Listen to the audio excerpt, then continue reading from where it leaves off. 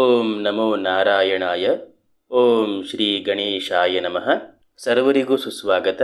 ಈ ದಿನ ನಾವು ಯಾವುದೇ ಒಂದು ಗಂಡು ಅಥವಾ ಯಾವುದೇ ಒಂದು ಹೆಣ್ಣಿಗೆ ತನ್ನ ಜೀವನದಲ್ಲಿ ವಿವಾಹ ಅನ್ನೋದು ಬಹಳ ವಿಳಂಬ ಆಗ್ತಾ ಇದ್ದರೆ, ತಡವಾಗ್ತಾ ಇದ್ದರೆ ಅದಕ್ಕೆ ಏನು ಕಾರಣ, ಅದನ್ನು ಜಾತಕದಿಂದ ಯಾವ ರೀತಿಯಾಗಿ ನೋಡಬಹುದು ಹಾಗೂ ಅದಕ್ಕೆ ಏನೆಲ್ಲ ಪರಿಹಾರ ಮಾರ್ಗಗಳಿದೆ ಅನ್ನೋದನ್ನು ನಾವು ತಿಳ್ಕೊಳ್ಳೋಣ. ಜ್ಯೋತಿಷ್ಯ ಶಾಸ್ತ್ರದಲ್ಲಿ ಯಾವುದೇ ಒಬ್ಬ ವ್ಯಕ್ತಿಗೆ ಸೂಕ್ತವಾದ ಸಮಯದಲ್ಲಿ ವಿವಾಹ ಯೋಗ ಕೂಡಿ ಬರದೆ ವಿವಾಹ ವಿಷಯದಲ್ಲಿ ಬಹಳಷ್ಟು ಮಂದಗತಿಯನ್ನು, ಅಡಚಣೆಗಳನ್ನು ಎದುರಿಸ್ತಾ ಇದ್ದರೆ ಅದನ್ನು ವಿಳಂಬ ವಿವಾಹ ಯೋಗ ಅಂತ ಕರೆಯಲಾಗುತ್ತೆ. ಜ್ಯೋತಿಷ್ಯ ಶಾಸ್ತ್ರದಲ್ಲಿ ಯಾವುದೇ ಒಬ್ಬ ಜಾತಕನಿಗೆ ಅಥವಾ ಜಾತಕಾಳಿಗೆ ವಿವಾಹ ತಡವಾಗೋದಕ್ಕೆ ಕೆಲವು ಮುಖ್ಯವಾದ ಕಾರಣಗಳಿದೆ. ಆ ಕಾರಣಗಳು ಏನು ಅನ್ನೋದನ್ನು ತಿಳಿಯೋ ಮೊದಲು ನಾವು ಜ್ಯೋತಿಷ್ಯದ ಕೆಲವು ವಿಷಯಗಳನ್ನು ಮುಖ್ಯವಾಗಿ ತಿಳಿದುಕೊಂಡಿರಬೇಕು. ಯಾವುದು ಆ ಮುಖ್ಯವಾದ ವಿಷಯಗಳು ಅಂದರೆ, ಯಾವುದೇ ಒಂದು ಗಂಡು ಅಥವಾ ಹೆಣ್ಣಿನ ಜಾತಕದಲ್ಲಿ 12 ಮನೆಗಳಿರುತ್ತೆ. ಆ 12 ಮನೆಗಳ ಪೈಕಿ ಯಾವ ಮನೆಯಲ್ಲಿ ಲಗ್ನ ಎಂಬುದಾಗಿ ಬರೆದಿರುತ್ತೋ ಆ ಮನೆ ಆ ಜನ್ಮ ಕುಂಡಲಿಯ ಮೊದಲನೇ ಮನೆ ಆಗುತ್ತೆ. ಮೊದಲನೇ ಮನೆಯನ್ನು ಲಗ್ನ ಭಾವ ಅಂತ ಕರಿತೇವೆ. ಲಗ್ನ ಭಾವದಿಂದ 7ನೇ ಮನೆಯನ್ನು ಕಳತ್ರ ಭಾವ ಅಂತ ಕರಿತೇವೆ. ಯಾವಾಗ ಈ ಲಗ್ನ ಭಾವದ ಮೇಲೆ ಹಾಗೂ 7ನೇ ಭಾವವಾದ ಕಳತ್ರ ಭಾವದ ಮೇಲೆ ಅಶುಭ ಪ್ರಭಾವಗಳು ಹೆಚ್ಚಾಗಿರುತ್ತೋ ಆಗ ಆ ಜಾತಕ ಅಥವಾ ಆ ಜಾತಕಾಳಿಗೆ ಈ ವಿವಾಹ ಅನ್ನೋದು ಬಹಳ ವಿಳಂಬವಾಗುತ್ತೆ.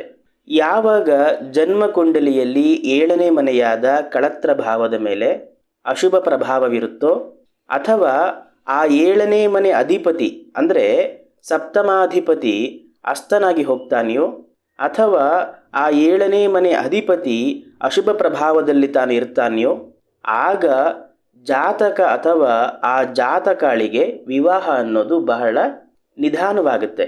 ಅದಲ್ಲದೆ ಜನ್ಮ ಕುಂಡಲಿಯಲ್ಲಿ 7ನೇ ಮನೆ ಅಧಿಪತಿ ಅಂದರೆ ಕಳತ್ರಾಧಿಪತಿ 8ನೇ ಮನೆಯಲ್ಲಿ ಕುಳಿತುಕೊಂಡ್ರೆ ಅಥವಾ 8ನೇ ಮನೆ ಅಧಿಪತಿ 7ನೇ ಮನೆಯಲ್ಲಿ ಕುಳಿತುಕೊಂಡ್ರೆ ಜಾತಕ ಅಥವಾ ಜಾತಕಾಳಿಗೆ ವಿವಾಹ ವಿಳಂಬವಾಗುತ್ತೆ.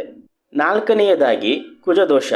ಹೆಣ್ಣಿನ ಕುಂಡಲಿಯಾಗಲಿ ಅಥವಾ ಗಂಡಿನ ಕುಂಡಲಿಯೇ ಆಗಲಿ 1ನೇ ಮನೆ, 2ನೇ ಮನೆ, 4ನೇ ಮನೆ, 7ನೇ ಮನೆ, 8ನೇ ಮನೆ ಅಥವಾ 12ನೇ ಮನೆ, ಈ ಮನೆಗಳಲ್ಲಿ ಏನಾದರೂ ಮಂಗಳ ಗ್ರಹ ಕುಳಿತುಕೊಂಡಿದ್ರೆ ಜಾತಕನಿಗೆ ಅಥವಾ ಆ ಜಾತಕಾಳಿಗೆ ಕುಜದೋಷ ಅನ್ನೋದು ಉಂಟಾಗುತ್ತೆ. ಈ ಮಂಗಳ ಗ್ರಹ ಅಂದರೆ ಈ ಕುಜಗ್ರಹ ನೈಸರ್ಗಿಕವಾಗಿ ಅಶುಭ ಗ್ರಹವಾಗಿರುತ್ತೆ. ಆದ ಕಾರಣ ಈ ಮಂಗಳ ಏನಾದರೂ ಜನ್ಮ ಕುಂಡಲಿಯಲ್ಲಿ 1, 2, 4, 7, 8, 12 ಈ ಮನೆಗಳಲ್ಲಿ ಕುಳಿತಿದ್ದರೆ ವ್ಯಕ್ತಿಯ ಸಾಂಸಾರಿಕ ಸುಖದಲ್ಲಿ ಕೊರತೆ ಅನ್ನೋದು ಉಂಟಾಗುತ್ತೆ. ಅಂದರೆ ವಿವಾಹ ಕೂಡ ನಿಧಾನವಾಗುತ್ತೆ, ವಿಳಂಬವಾಗುತ್ತೆ. ಇನ್ನು ಕೊನೆಯ ಕಾರಣ ಏನು ಅನ್ನೋದನ್ನು ನೋಡೋಣ. ಯಾವುದೇ ಒಂದು ಪುರುಷನ ಜನ್ಮ ಕುಂಡಲಿಯಲ್ಲಿ ಶುಕ್ರ ಹಾಗೂ ಗುರುವಿನ ಮಧ್ಯೆ ಯಾವುದೇ ಒಂದು ಪುರುಷನ ಕುಂಡಲಿಯಲ್ಲಿ ಶುಕ್ರ ಹಾಗೂ ಗುರುವಿನ ಮಧ್ಯೆ ಶನಿ, ಬುಧ, ರಾಹು, ಕೇತುವಿನಂತಹ ಗ್ರಹಗಳು ಕುಳಿತಿದ್ರೂ ಸಹ ಆ ಜಾತಕನಿಗೆ ವಿವಾಹ ಅನ್ನೋದು ಬಹಳ ನಿಧಾನವಾಗುತ್ತೆ. ಅದೇ ರೀತಿಯಾಗಿ ಒಂದು ಸ್ತ್ರೀ ಅಂದರೆ ಹೆಣ್ಣಿನ ಕುಂಡಲಿಯಲ್ಲಿ ಶುಕ್ರ ಹಾಗೂ ಮಂಗಳನ ಮಧ್ಯೆ ಶನಿ, ಚಂದ್ರ, ಕೇತು ಕುಳಿತುಕೊಂಡಿದ್ರೆ ಆ ಹೆಣ್ಣಿನ ವಿವಾಹ ಕೂಡ ತಡವಾಗುತ್ತೆ.